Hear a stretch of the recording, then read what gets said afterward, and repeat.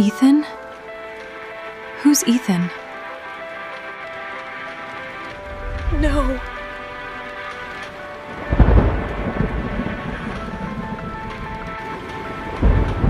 This doesn't make sense.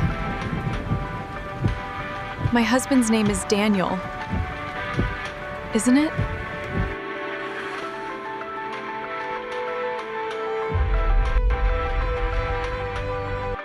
Please repeat after me. I, Emily, take you to be my husband. I take you to be my wedded wife. You've never told me about anyone named Ethan. So why does this feel like I've married a stranger?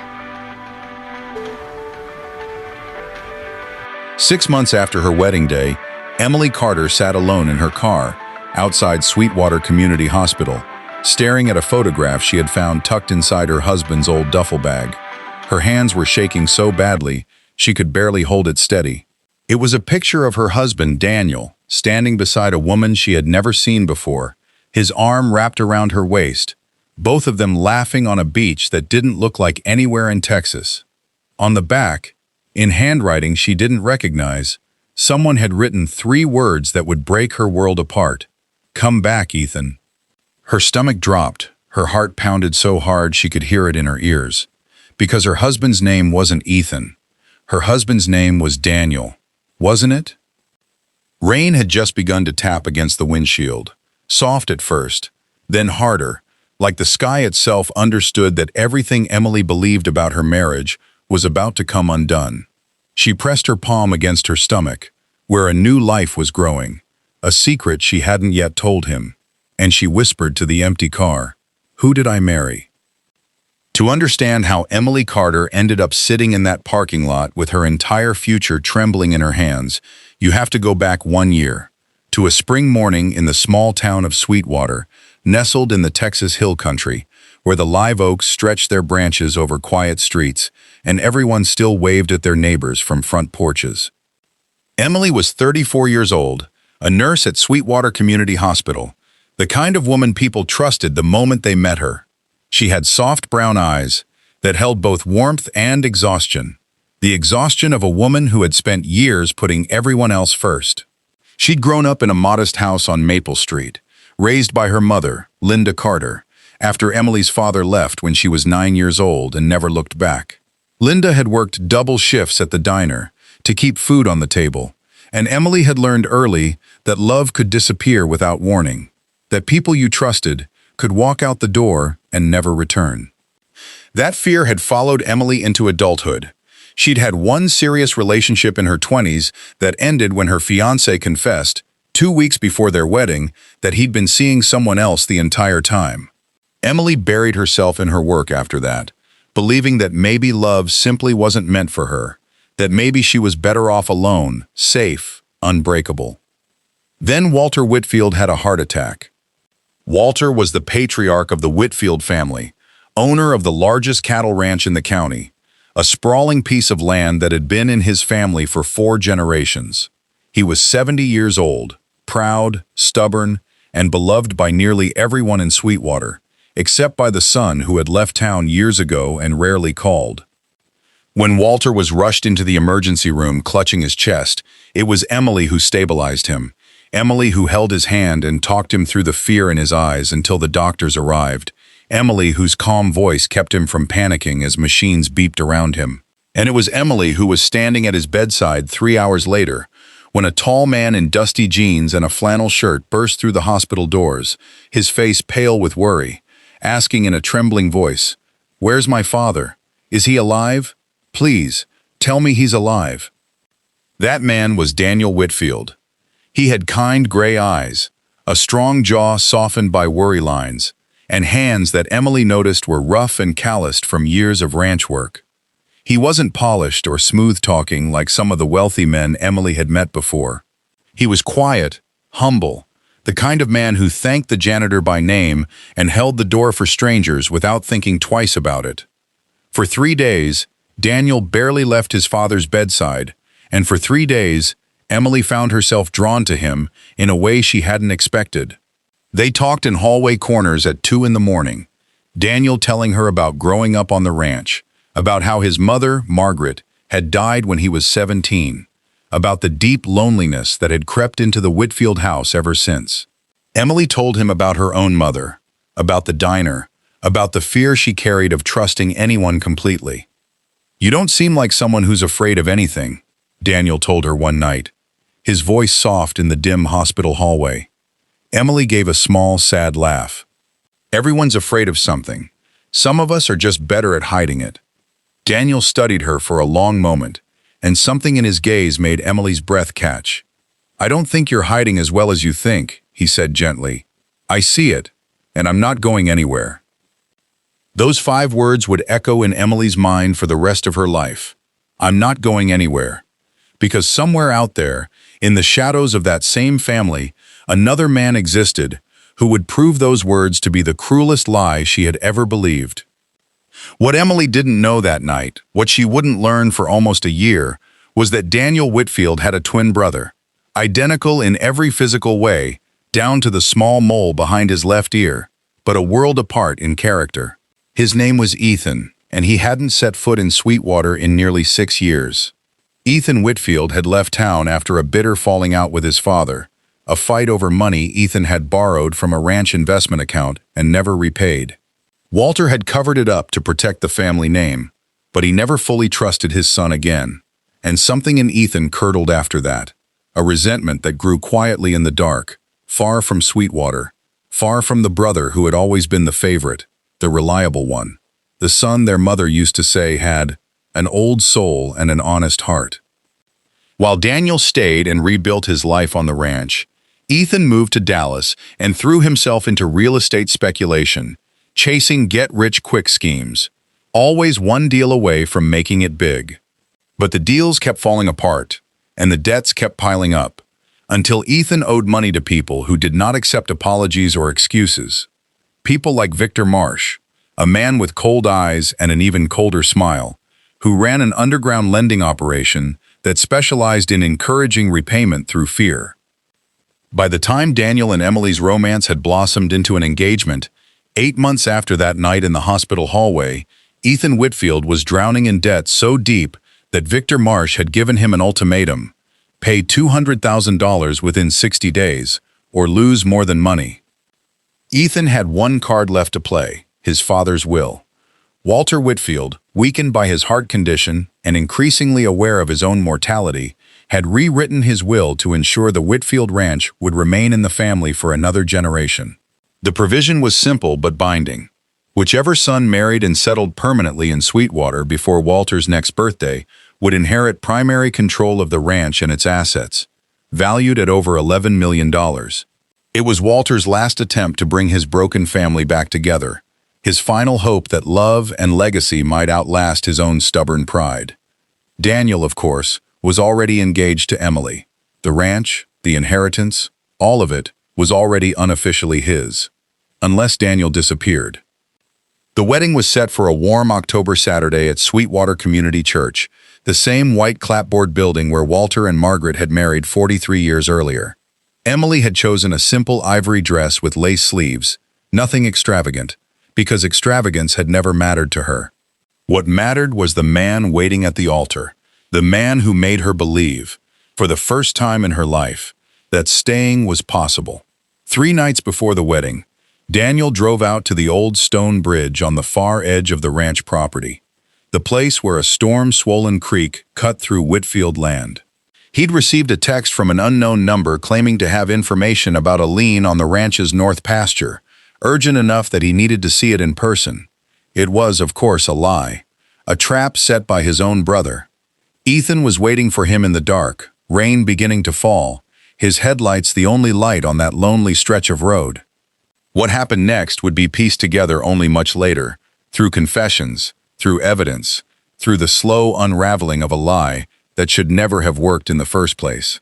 But that night, on that bridge, 2 brothers, who had once shared a womb, faced each other as strangers. "I need you to sign over your interest in the ranch," Ethan said, his voice tight with desperation. "Just for a while. Just until I get Marsh off my back. I'll give it back, Danny, I swear." You think I'd sign away Dad's ranch to bail you out of a gambling debt? Daniel's voice cracked with disbelief and fury. You haven't called him in 6 years, Ethan. Not once. Not when Mom's grave marker needed replacing. Not when Dad's heart nearly gave out. And now you show up wanting me to hand you everything? I'm not asking you to hand me everything. I'm asking you to save my life, Ethan shot back, his voice breaking. You don't know what these people do to men who don't pay. Then go to the police. You think I haven't thought of that? You think I want to end up dead in a ditch somewhere? Ethan stepped closer, rain soaking through his jacket, his eyes wild. I need this, Daniel. I need it more than you do. I'm not signing anything, Daniel said, turning back toward his truck. Get help, Ethan. Real help. Not this. What happened in the next 60 seconds would haunt Ethan Whitfield for the rest of his life. He grabbed his brother's arm to stop him from leaving. Daniel yanked free, stumbled on the wet gravel, and in the darkness, in the confusion of that terrible moment, he fell backward off the edge of the bridge, into the rushing water below. Ethan's scream was swallowed by the storm. He scrambled down the embankment, slipping in the mud, and found Daniel's unconscious body caught against a fallen tree branch 20 yards downstream, barely keeping his head above the churning water. Ethan pulled him out, his hands shaking, his mind racing through 100 terrible possibilities. He could call 911.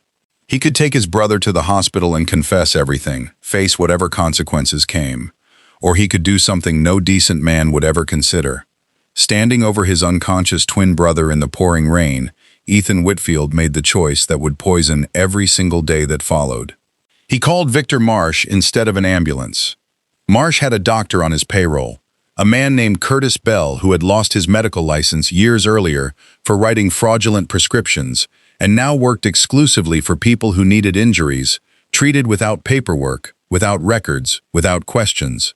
Daniel was taken, unconscious and severely injured, to a remote cabin 2 counties away, where Bell stabilized him but warned that the head trauma might cause serious memory complications when and if he woke. Ethan told himself it was temporary. He told himself he would let his brother go once the wedding passed, once the inheritance clause was satisfied, once he had enough money to pay off Marsh and quietly fix everything. He told himself 1,000 lies that October night, standing in his brother's clothes in his brother's bathroom, staring at his brother's face in the mirror, which was, of course, his own face, too. 2 days later, Emily Carter married the man she believed was Daniel Whitfield in front of 120 guests, unaware that the groom saying his vows was not the man who had fallen in love with her in that hospital hallway. He was his identical twin, wearing borrowed love like a costume, reciting promises he had no right to make. I, Daniel, take you, Emily, to have and to hold. From this day forward, Ethan said, I take you his voice steady, to be my wedded his wife. eyes locked on hers. And if Emily noticed anything different in that moment, a flicker of hesitation, a strange coldness behind his gaze, she attributed it to nerves, to the overwhelming emotion of the day. She had no reason to suspect the unthinkable. Identical twins were rare enough, and Daniel had never once mentioned having a brother at all. That omission had been deliberate. Walter, ashamed of the falling out with Ethan, had asked Daniel years earlier not to discuss it publicly, hoping quietly that his sons might reconcile someday without the whole town gossiping about the wound between them. Daniel had honored that request, telling almost no one outside the family that his brother existed. It was a small mercy for Walter's pride, and it became the single greatest advantage in Ethan's deception. The reception was held under string lights in the Whitfield barn, tables draped in white linen, mason jars filled with wildflowers, and Walter Whitfield, still recovering, still frail, sat in a wheelchair near the dance floor, with tears streaming down his weathered face as he watched his son marry the young woman who had saved his life. He believed, with his whole aching heart, that he was watching Daniel. He had no idea he was watching a stranger wearing his son's skin. For the first few weeks of marriage, Emily attributed the small strangeness to the trauma of the wedding, the stress of merging 2 lives together. Ethan struggled with basic things Daniel had always known instinctively: the names of the ranch hands, the specific way Daniel liked his coffee, the private joke about the crooked porch step that always made Emily laugh. Once at dinner, Emily mentioned Sarah, her best friend and maid of honor, and Ethan looked at her blankly for 3 full seconds before recovering. "Sorry, long day," he said. "My head's not where it should be." Emily let it go. Newlyweds adjusted. People got tired. She told herself these small inconsistencies meant nothing. But nothing stays buried forever, especially not in a small town where everybody remembers everything. 3 weeks into the marriage, Emily's mother, Linda, invited the newlyweds to Sunday dinner at her modest house on Maple Street, the same table where Emily had grown up doing homework and dreaming of a different kind of life. Linda had always had sharp instincts, the kind of intuition that came from decades of reading people at the diner, learning to spot liars and heartbreakers from across a room. Halfway through dinner, Linda set down her fork and studied her new son-in-law with narrowed eyes. "With Daniel, honey, you've barely touched your green beans. You've always loved my green beans. Practically begged me for the recipe last Thanksgiving." Ethan smiled tightly. "Just not that hungry tonight, Linda." Linda said. And though she said nothing more, Emily caught her mother's gaze lingering on Daniel's face for a beat too long, studying him the way she used to study customers who ordered coffee they never intended to pay for. Later that night, washing dishes together, Linda pulled Emily aside. "Something's different about him," she said quietly. "Mom, please, he's under a lot of stress with the ranch. I've known that boy since he sat in my diner as a teenager, ordering the same burger every single Friday," Linda said. "That man at my table tonight is wearing Daniel's face, but something behind his eyes isn't him.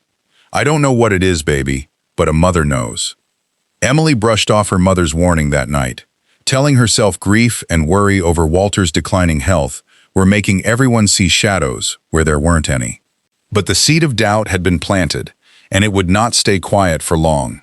Meanwhile, deep in the woods 2 counties away, in a rundown cabin owned by one of Victor Marsh's associates, Daniel Whitfield finally opened his eyes. He didn't know his own name. The head trauma from the fall had left him with a severe case of retrograde amnesia, his memories fractured and scattered like broken glass. He knew the shape of his own hands. He knew the sound of cattle lowing at dawn, though he couldn't say why that sound felt like home. He knew a woman's laugh existed somewhere in his memory, warm and soft, though her face remained frustratingly out of reach. Curtis Bell, the disgraced doctor keeping him alive, had strict instructions from Ethan. Keep him stable, keep him quiet, keep him far from Sweetwater until further notice. But Bell was not entirely without conscience, and watching this confused, gentle man struggle to remember his own life began to weigh on him in ways he hadn't expected. "Where am I?" Daniel asked one gray morning, his voice hoarse from disuse. "Why can't I remember anything?" "You were in an accident," Bell told him, which was at least partially true. "You need time to heal." "My family," Daniel whispered, gripping the edge of the cot with white knuckles. "I know I have family. I can feel it, like a hole where they're supposed to be." Bell said nothing, but that night, unable to sleep, he made a decision that would eventually unravel Ethan's entire deception. He left an old newspaper on the small table beside Daniel's cot, a copy from 3 weeks earlier that had been sitting in the cabin, its front page featuring a photograph from the Sweetwater Town Founders' Day celebration. In the background of that photo, barely visible but unmistakably present, stood Emily Carter, laughing at something outside the general store, months before the accident had ever occurred. Daniel stared at that photograph for hours. He couldn't explain why, but looking at her face made his chest ache with a longing so powerful it brought tears to his eyes. He didn't know her name. He didn't know why she mattered, but something deep in his shattered mind screamed that she did. Back in Sweetwater, the cracks in Ethan's performance kept widening. Walter Whitfield, despite his failing heart, had not lost his sharp mind, and the more time he spent with the son he believed was Daniel, the more troubled he became. Daniel had always been a natural with the cattle, moving among the herd with quiet confidence. But Daniel now seemed nervous around the animals, uncertain, keeping his distance in a way that made the ranch hands exchange puzzled glances. Worse, Walter noticed that his son no longer visited Margaret's grave. Every single Sunday for years, Rain or shine, Daniel had driven out to the small cemetery behind the church to sit beside his mother's headstone, sometimes for 20 minutes, sometimes for an hour, talking to her about the week, about the ranch, about his hopes for the future. It was a ritual so consistent that Walter had set his own watch by it. 3 Sundays in a row, Daniel made excuses. He's grieving differently now that he's married, Walter told himself, though the explanation felt hollow even as he said it. But on the 4th Sunday, when Walter insisted on being driven out to the cemetery himself and asked his son to join him, he watched with growing dread as his son stood awkwardly at the edge of the plot, unable to find a single word to say to the woman who had raised him. "Say something to your mother," Walter said, his voice trembling with something between grief and suspicion. Ethan swallowed hard, panic clawing up his throat. "I don't really know what to say today, Dad." Walter turned to look at his son, really look at him, the way he hadn't allowed himself to in weeks, and for one terrible electric moment, something ancient and paternal recognized what his conscious mind refused to accept. This was not his Daniel, this was the other one. But Walter was 70 years old, weak from illness, and terrified of what such a suspicion would mean if it turned out to be true, so he said nothing, not yet. Instead, he quietly asked his longtime attorney and family friend Grace Sullivan to review the will documents and the recent marriage certificate. Just to be thorough, he told her, just an old man's paranoia. Grace Sullivan was 61 years old, precise, meticulous, and had handled Whitfield family legal matters for over 2 decades. She had watched both Whitfield boys grow up, had drafted 3 versions of Walter's will over the years, and had a memory sharp enough to notice things others missed. When she pulled the marriage certificate to cross-reference it with Daniel's original birth certificate and Social Security documentation, something made her pause. The signature was almost perfect. Almost. But Grace had seen Daniel Whitfield sign hundreds of documents over the years, and there was a subtle, distinctive loop in the way he crossed his Ds, a habit from childhood that Margaret used to tease him about. The signature on the marriage certificate was missing that loop entirely. Grace sat back in her office chair, her heart pounding, staring at 2 nearly identical signatures that told 2 very different stories. She didn't go to Walter immediately. She didn't go to Emily either. Instead, quietly, carefully, Grace Sullivan began her own investigation, pulling banking records, phone records, anything that might explain the impossible question forming in her mind. Because if that wasn't Daniel's signature, then who exactly had Emily Carter married 3 weeks earlier in front of a church full of witnesses? While Grace dug through paperwork in her downtown office, Emily's own doubts were growing heavier by the day, fed by 100 small wrongnesses she could no longer ignore.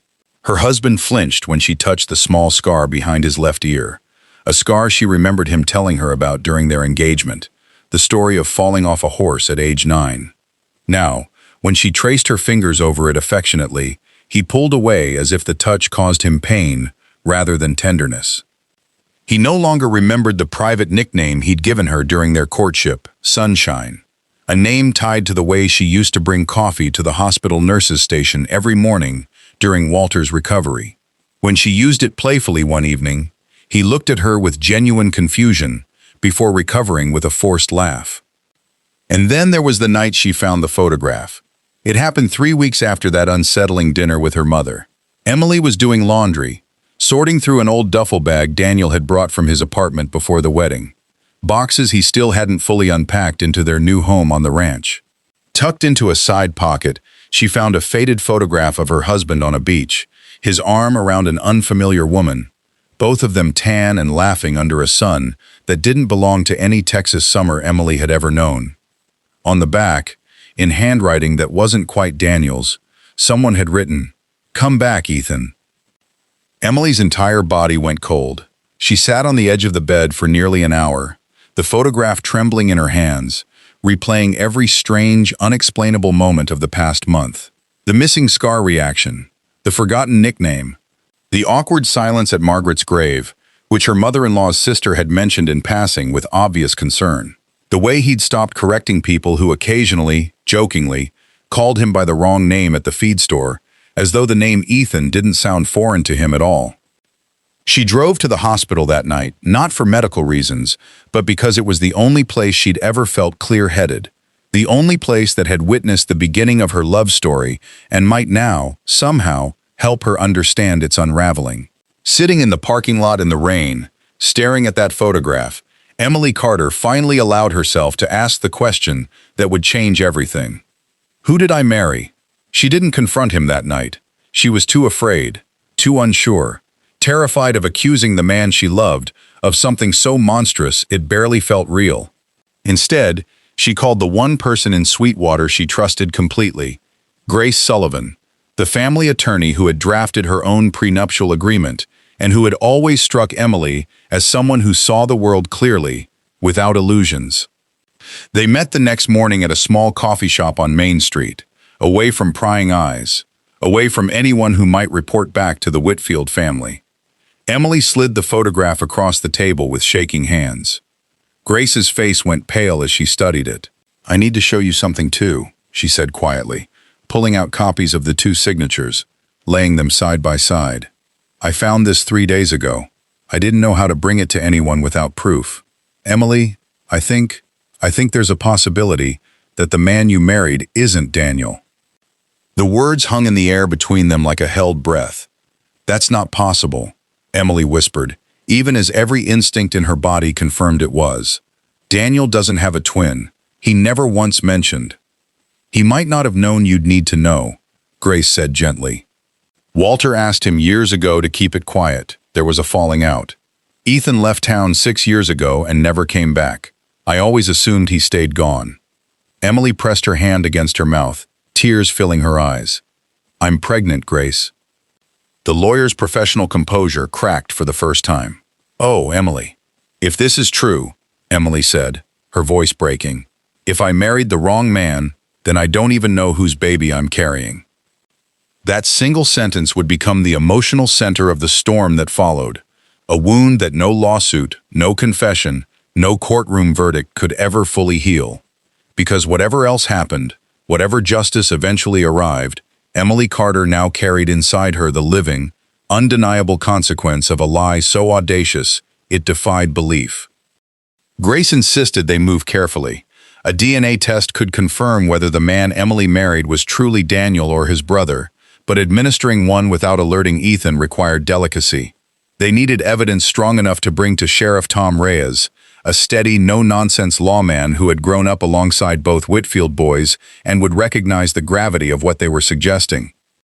But time was not on their side. Walter Whitfield's health was failing fast, his heart weakening with every passing week, and the man calling himself Daniel had begun pressuring his father to finalize ranch transfer paperwork earlier than planned, eager to secure the inheritance before anything could go wrong. Ethan had grown desperate, aware that Marsh's patience for repayment was running out, and desperate men make careless mistakes. The following Sunday, Ethan made his most dangerous mistake yet. Walter, still testing his son in quiet, painful ways, asked Daniel a simple question over breakfast. "Remember when your mother used to make that awful burnt toast every Sunday, and you'd eat it anyway just to make her happy?" Margaret Whitfield had never burned toast in her life. She'd been famous throughout the county for her cooking. It was a trap, a small verbal tripwire Walter had been planting for weeks, testing whether his son's memory of his own mother held true. Ethan, exhausted, guilt-ridden, and increasingly unable to keep track of every lie he'd told, nodded absently. "Yeah, Dad, every Sunday. I loved that burnt toast." Walter set down his coffee cup very slowly, his hand trembling. Not from illness this time, but from a grief so profound it nearly stopped his weakened heart entirely. He excused himself from the table and walked out to the porch, staring across the pasture where his cattle grazed peacefully, utterly unaware that the foundation of his family had just cracked wide open. That afternoon, Walter called Grace Sullivan and asked her to come to the ranch immediately, alone, with whatever information she'd uncovered. He was done pretending he hadn't noticed. He was done protecting a lie out of fear of what the truth might cost him. Grace arrived within the hour, bringing Emily with her, both women bracing themselves for whatever came next. They found Walter sitting on the porch swing, his oxygen tank beside him, his weathered face carrying the particular exhaustion of a man who has finally stopped fighting a truth he already knows in his bones. "He's not my son," Walter said quietly, before either woman could speak. "Not the one I raised on this ranch. I've known for 2 weeks and been too much of a coward to say it out loud." "Mr. Whitfield," Grace began carefully, "we have evidence suggesting the same thing. The signature on the marriage certificate doesn't match Daniel's known handwriting patterns, and Emily found this." She handed him the photograph. Walter stared at it for a long moment, his weathered hands trembling, before a single tear traced down his cheek. "That's Ethan," he said hoarsely. "That's my son Ethan on a beach in Galveston, 4 years ago. He sent me that picture once, bragging about some woman he was seeing. I never wrote back. Then where is Daniel?" Emily asked, her voice cracking with a fear so raw it silenced the porch entirely. "If that man in my house isn't Daniel, then where is my husband?" Nobody had an answer, and the silence that followed was the loudest, most terrifying sound any of them had ever heard. Sheriff Tom Reyes was brought in that same evening, and what began as a quiet family suspicion exploded into a full missing persons investigation within 48 hours. Reyes, a broad-shouldered man in his 50s, with a weathered face and steady hands, had known both Whitfield boys since they were kids racing dirt bikes down Sweetwater's back roads. He took the accusation seriously the moment Grace laid out the evidence, and he moved fast, pulling phone records, banking transactions, and surveillance footage from every gas station and business between Sweetwater and the county line. The break came from an unlikely source. A waitress at a diner 40 miles outside town, reviewing a flyer Reyes had circulated with Daniel's photograph, remembered serving a man matching his description nearly 3 weeks earlier, badly injured, accompanied by another man who paid in cash and refused to let anyone call for help. She remembered because the injured man had stared at her with such lost, desperate eyes that she'd thought about him for days afterward. That single lead pointed Reyes toward Victor Marsh's known associates, and within days, deputies located the remote cabin where Curtis Bell had been keeping Daniel Whitfield hidden. They found him alive. Thin, disoriented, his memory still fractured, but alive. When Sheriff Reyes gently explained who he was, showing him photographs from his own life, his father, the ranch, and finally, a picture of Emily on their engagement day, something in Daniel's shattered mind finally clicked into place. He began to weep, not from understanding everything, but from the overwhelming relief of finally remembering that he was loved, that somewhere out there, someone had been waiting for him. "Emily," he whispered, staring at her photograph like a man rediscovering water after wandering a desert. "Her name is Emily." The reunion, when it finally happened 3 days later at Sweetwater Community Hospital, was unlike anything the small town had ever witnessed. Word had spread fast, the way it always does in places where everyone knows everyone, and by the time Daniel Whitfield was wheeled into a private room, half the town seemed to be holding its breath outside. Emily stood frozen in the doorway when she saw him. This man who looked exactly like the husband she'd been living with for 6 weeks, and yet was someone entirely different, a stranger, wearing a familiar face, carrying gentle eyes that lit up with recognition the moment they found hers. "Sunshine," Daniel whispered, using the nickname that had never once crossed Ethan's lips in 6 weeks of marriage. Emily's knees nearly gave out. She crossed the room and took his hand carefully, afraid he might disappear if she moved too fast. Afraid this entire year had been some cruel dream from which she was only now waking. "You're really him," she said, tears streaming down her face. "You're really Daniel." "I don't remember everything yet," he admitted, his voice raw with emotion and exhaustion. "But I remember you. I've been remembering you in pieces for weeks, even before I knew your name. Something in me never stopped looking for you." It was, without question, one of the most beautiful moments of Emily's entire life, and simultaneously one of the most devastating, because standing in that hospital room, holding the hand of the man she had truly fallen in love with a year earlier, she also had to reckon with the unbearable truth that the child growing inside her almost certainly belonged to his brother. Ethan Whitfield was arrested 2 days later, found hiding in a motel outside Dallas, having fled Sweetwater the moment he learned deputies were searching Marsh's known properties. He didn't resist. Something in him had already broken long before the handcuffs closed around his wrists. Some final collapse of the desperate, cornered fantasy he'd been living inside for 6 weeks. When Sheriff Reyes read him his rights, Ethan simply nodded, his eyes hollow, and said quietly, "I knew this day was coming, I just kept hoping it wouldn't." The charges were severe: fraud, identity theft, aggravated assault stemming from the confrontation on the bridge, unlawful restraint, for keeping his brother hidden and denying him medical treatment for weeks. And though prosecutors debated it extensively, ultimately attempted murder charges were added as well, based on evidence that Ethan had known the severity of Daniel's injuries and deliberately withheld proper medical care to protect his deception. The trial, held 6 months later in the Hays County Courthouse, became the biggest story Sweetwater had seen in a generation. Reporters from as far away as Houston and San Antonio filled the gallery. Emily, now visibly pregnant, sat in the front row each day, her mother beside her, drawing strength from Linda's steady presence, the same way she had her whole life. Grace Sullivan, no longer able to represent the family in a legal capacity due to conflict of interest, sat instead as a witness for the prosecution, testifying about the falsified signature and the paper trail she'd uncovered. Curtis Bell, facing his own charges, agreed to testify against Ethan in exchange for a reduced sentence, providing devastating first-hand testimony about the cabin, about Daniel's condition, about the calculated coldness with which Ethan had weighed his brother's life against his own financial survival. The most powerful testimony, however, came from Daniel himself.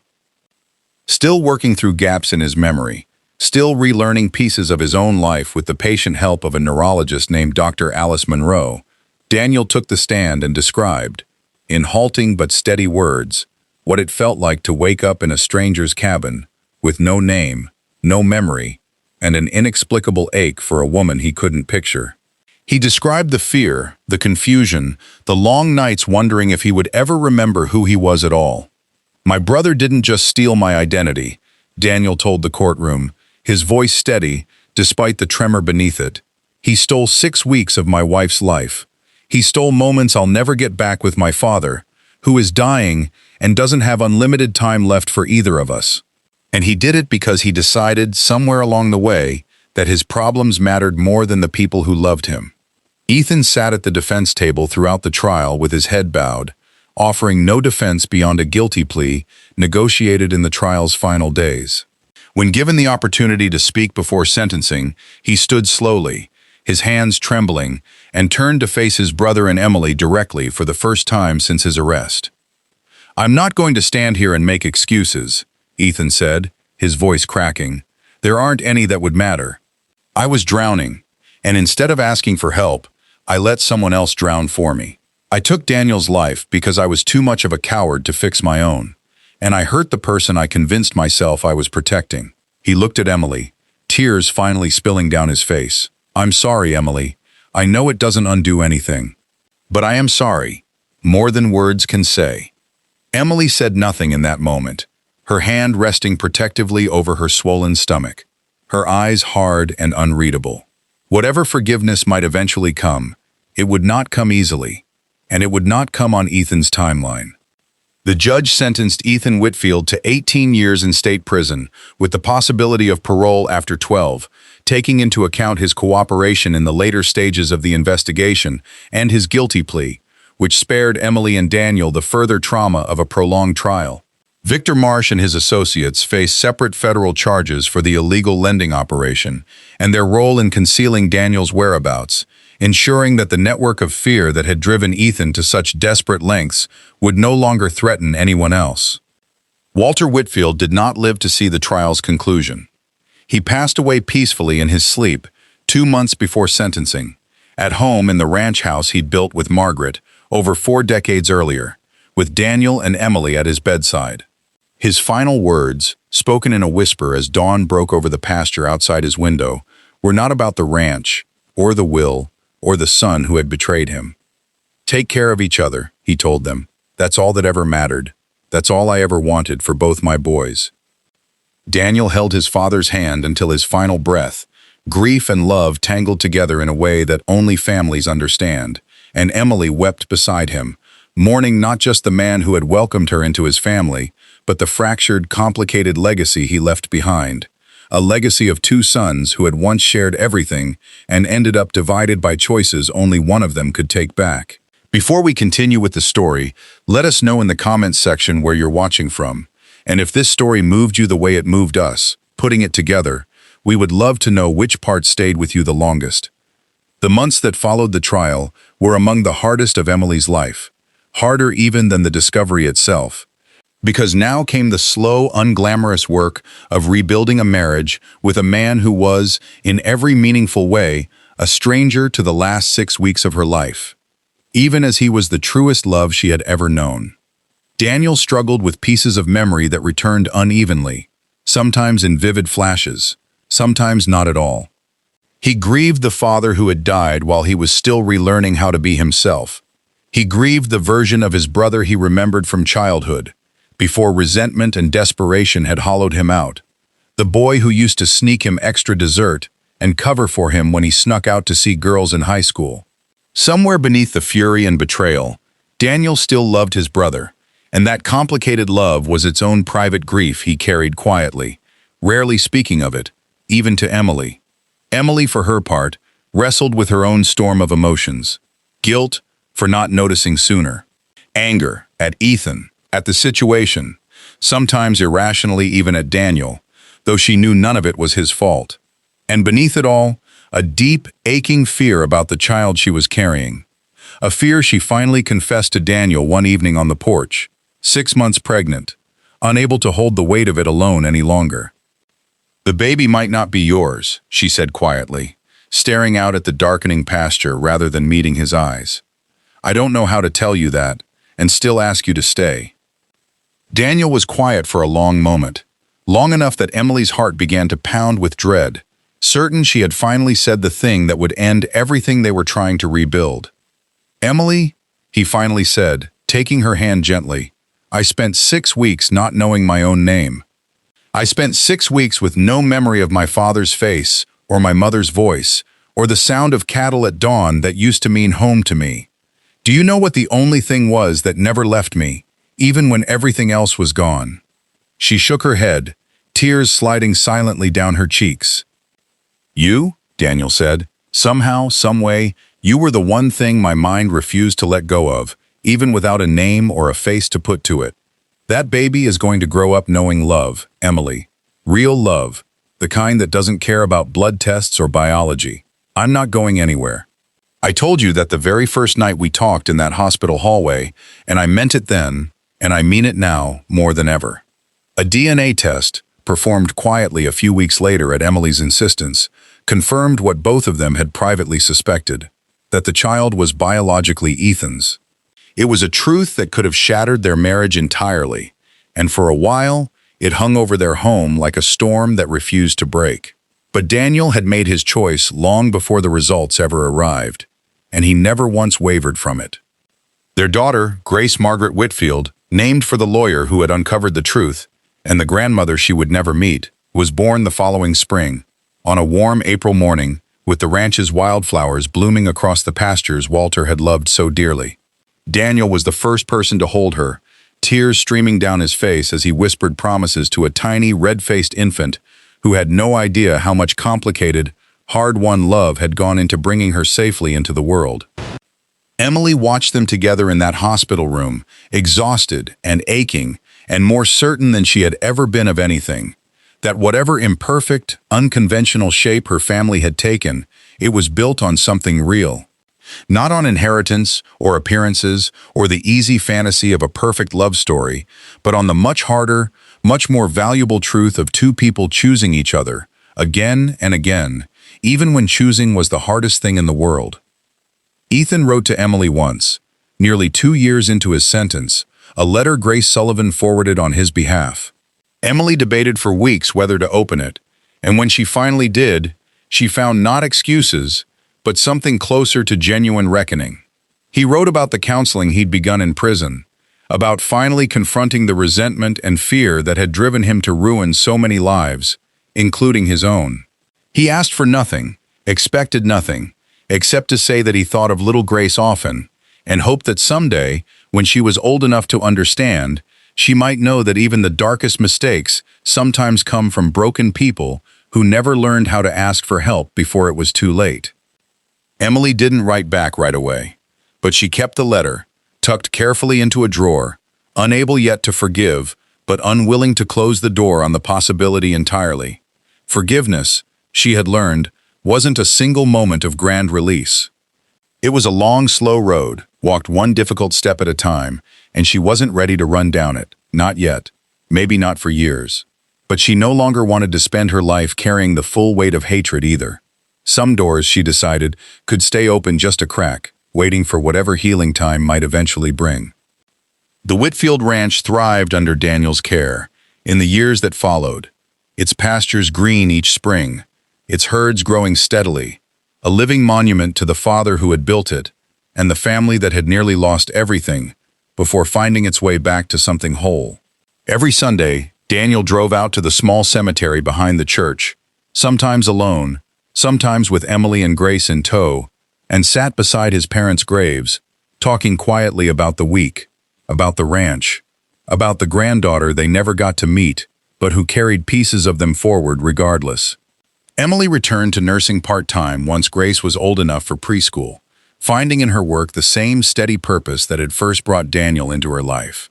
She kept the photograph, the one that had started everything, tucked away in a box of mementos, not as a wound to reopen, but as a strange, painful reminder of how close she had come to losing everything, and how much stronger the truth had ultimately made her. Late one evening, nearly 3 years after that terrible rainy night in the hospital parking lot, Emily sat on the porch swing beside Daniel, watching their daughter chase fireflies across the yard in the fading summer light, her laughter carrying across the pasture like music. Daniel wrapped his arm around Emily's shoulders, and for a long, quiet moment, neither of them said anything at all, because nothing needed to be said. "I used to think love was about certainty," Emily finally said softly, "about knowing exactly who someone is and trusting that they'll never change. But I don't think that's true anymore." Daniel looked at her, waiting. "I think real love is choosing someone, again and again, even after you find out how much you didn't know," she continued. "Even after the ground shifts under your feet, especially then." Daniel pressed a gentle kiss to her forehead, watching their daughter's laughter light up the darkening yard. "I'm not going anywhere," he whispered, the same 5 words he'd first spoken to her in a hospital hallway years earlier. Words that had once been a lie told by a stranger wearing his face, and were now, finally, entirely, unmistakably true. If there is one thing this family's long and painful journey teaches us, it is that love built on illusion cannot survive the light of truth, but love built on choice, on daily commitment, on showing up again and again even when it's hard, can survive almost anything. Emily Carter didn't marry the wrong twin because she was foolish or blind. She married him because a broken, desperate man stole a truth that never belonged to him.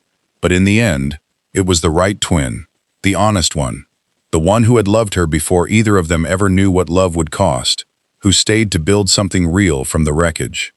Some families are broken by secrets. This one, somehow, against every terrible odd, was rebuilt by the truth.